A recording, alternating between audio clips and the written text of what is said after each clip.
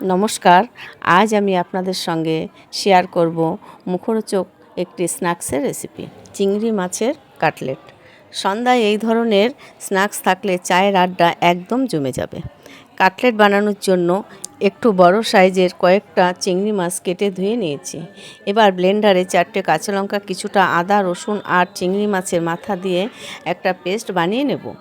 তারপর চিংড়ি মাছে লবণ আর গোলমরিচ মাখিয়ে 10 মিনিট রেস্টে রাখবো। এবার 3টে আলু সিদ্ধ করে ম্যাশ করে কড়াইতে তেল দিয়ে পাঁচফোড়ন, আদা, পেস্ট করা মশলাটা দিয়ে পরিমাণ মতো লবণ, হলুদ, লঙ্কার গুঁড়ো, আধ ভাজা চীনাবাদাম দিয়ে মশলা কষিয়ে সিদ্ধ করা আলুটা দিয়ে সামান্য গরম মশলা আর ভাজা মশলা দিয়ে কষিয়ে ধনেপাতা, স্বাদ মতন চিনি দিয়ে নামিয়ে নেব।